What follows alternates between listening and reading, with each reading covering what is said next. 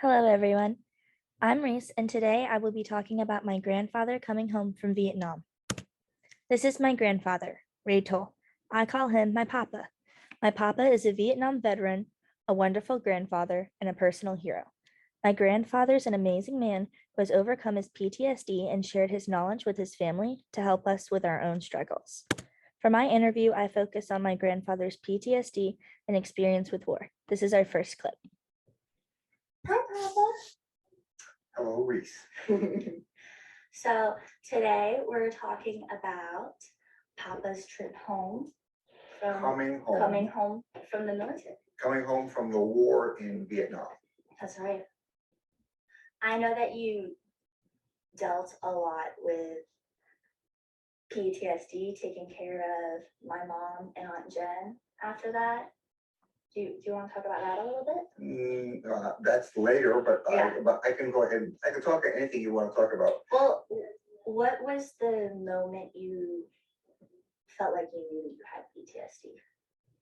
After I came home, I didn't feel I had post-traumatic stress disorder until the first incident occurred about 3 weeks after I came home from Vietnam. My younger brother Jeff and I went to play basketball at a gymnasium in Narragansett, Rhode Island, Narragansett High School, and people running up and down the court. It wasn't a game; it was a kind of a scrimmage type of thing. And someone had a door that was pushed aside, and it came back. The door closed, and it closed. It made this sound. And as I was running down the basketball court, I immediately dove to the floor, spread eagled, and stayed there. So low, because you get low in combat if you're unawares and things like that happen. The first thing you can do is go ahead and get low, and then go ahead and find cover, or then go ahead and find concealment.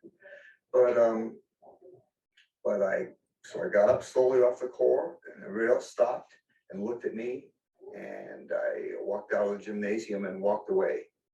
Did you feel embarrassed? No. Well, that's very good. I felt that the situations that I had been involved in Vietnam were still in my head. A week is 10 days ago after that, my brother Jeff and I went out to eat, and went to a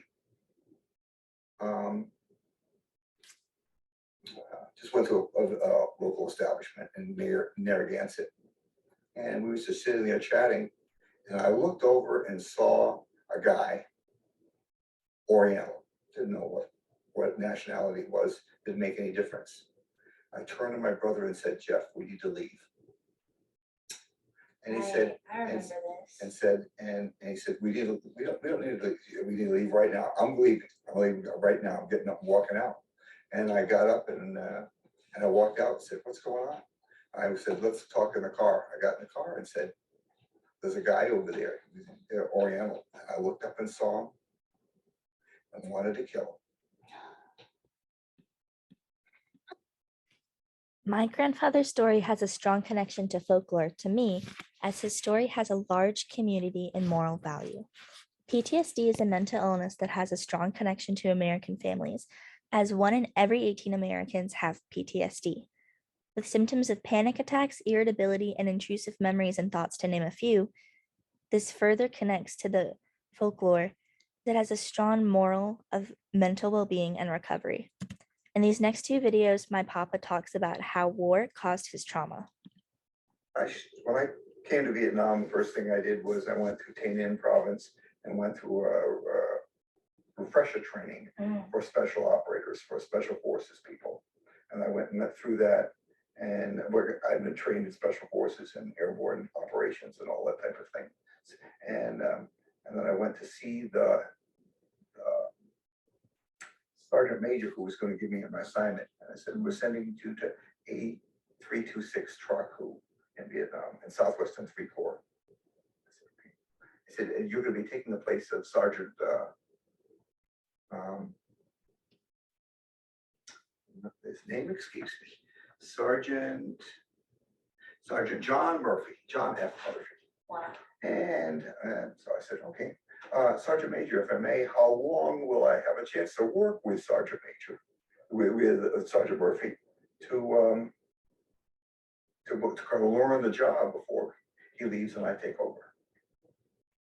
He looked at me and said, Murphy's dead. The team, the 12-man team, had lost 4 people, the 3 people the day prior, and then one later died of wounds, 4 people in total from the team, and I was one of the replacements. And it was a cold, hard slap in the face for me that was greatly appreciated because it was really well done, because that's what I needed. I needed to go ahead and say, no, playing war, playing combat and everything is different than combat. And there's a real definitive gap between the two, and you can't assume that one is going to necessarily be like the other, and you need to be fully prepared for anything and everything. And that event and others where we lost people on the team when I was there, when they were killed or wounded or maimed, was something that I had to internalize and process and put together in a way that was going to go ahead and make sense to me, so I could help myself and help the other people on the team.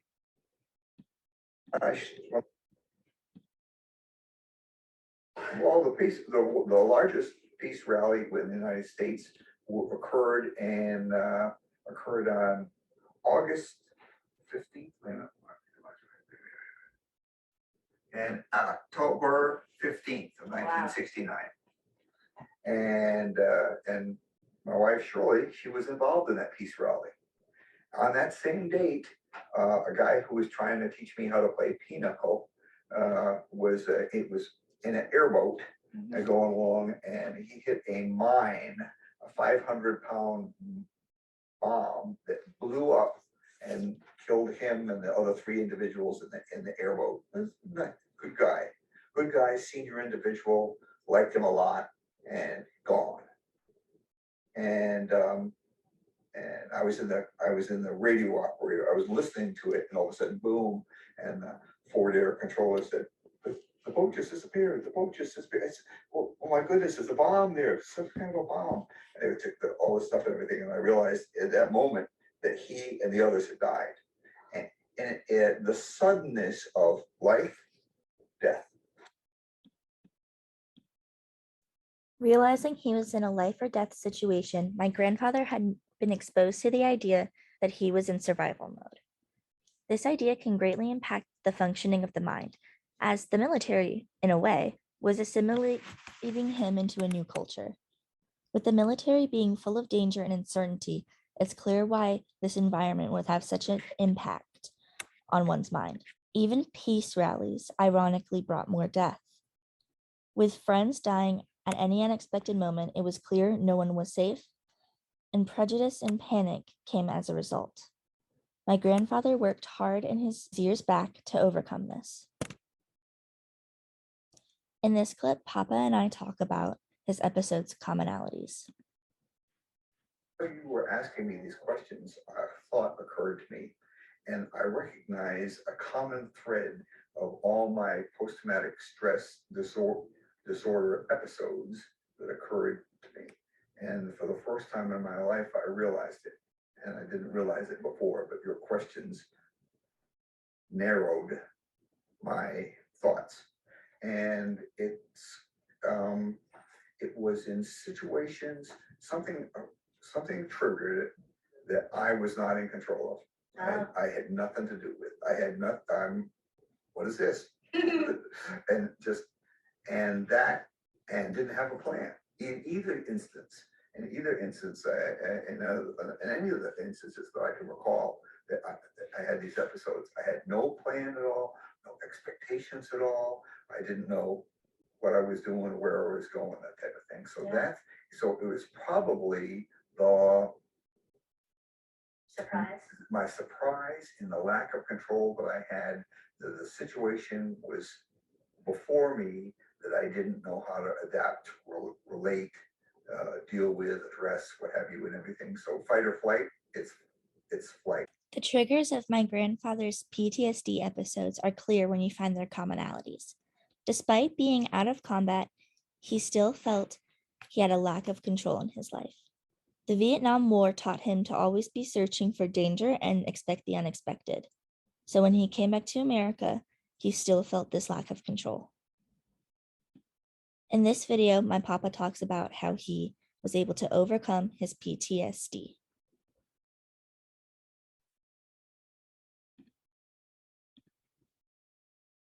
Behavioral lab that I just thought of was we had a tape on dying, allowing your conscious self to die. Wow. And they put you on a tape and said, this is going to go ahead and affect your mind. It's not going to affect your body in any way. It's not going to affect your breathing in any way. It's going to affect your blood supply in any way, that type of thing. And just, so they put us in, and it was, I don't say it was like hypnotic, because it wasn't hypnosis, but they put me in a situation where said, okay, allow yourself to go ahead and just relax, completely, totally relax. Allow yourself to go ahead and totally relax. Every fiber of your being, every muscle in your body just goes ahead and completely relaxed. And now let your mind, let your conscious self die. Just let it drift off and die. All the regulatory things that are going on in your body will continue. Your heart's going to continue to pump, and your lungs are continue to take an inhale, exhale. Just you're letting your conscious mind die. Wow. And what happened? We did that for about 10 or 15 minutes or so, and said they go ahead and it was blissful. It was wonderful. It's one facet that I think of is my own death of myself. So anyway, so they said, okay, we're going to go ahead and come out back to our conscious state. So everybody, and we were in a group of 14 people, and they're all in a circle, and they're going and doing it. And I said to myself, I like this too much. I'm going to stay here. Seriously, I'm going to stay here. I'm going to stay in this moment and stay in. And he's talking again and said, allow yourself to come out, a little bit more consciousness, a little bit more consciousness. And you're like, no, thank you. And people are wondering, and there was a rustling around that. I heard it and I kind of ignored it, but I noticed it, but didn't pay much attention to it, stuff like that. And I finally came out, and I have arthritis. I have rheumatoid, osteo, and traumatic arthritis. I have 3 forms of arthritis. And when I came out of it, I kind of opened my eyes and looked around, and everybody was sitting and looking at me. And I started moving my hands and my feet, and they did you hear that pop? Yeah. Okay. But my bones went back into joint. Wow. And a guy sitting over here, a friend of mine named Erlinger, good friend of mine, he said, he's back. My papa learned to overcome his trauma by rechanneling his thinking. Many therapists today see the cognitive approach of patterns of thinking as a solution to many trauma responses. By being able to take a step back from your own thoughts, it is possible to analyze them, discover their purpose, and reevaluate behaviors. In this last video, my grandfather talks about how he discovered how his mind operates. My mind, it can contain all the goodness and all the solutions and everything. And my mind can contain all the crud and all the crap and all the garbage and everything that can contain all of that also. And so what I need to do is find a way to go ahead and suppress the bad and bring the good forward and stuff like that, and learn in life that what you think about matters. My papa went through his own hero's journey over and past those 22 years by conquering his PTSD. He transformed his own mind, something that is very challenging to do, in the cognitive thought process. Mindfulness is the idea of monitoring one's own thoughts and looking for patterns. If you see your thoughts are almost inherently negative, it's time to learn your triggers and evaluate how you think. Overall, my papa's journey focuses on his fluctuating mental state. His departure was his departure from his mindset, realizing that war would be devastating. He was transformed during the war as his environment formed him to think primarily of survival and chaos. Finally, my grandfather turned to himself after retaining his mindset from his traumas. Ultimately, the mind is where our processing takes place and where we learn. So choosing to think in a way which serves you and your goals can help. Thank you for listening. My papa and I were both very excited to share his story with you.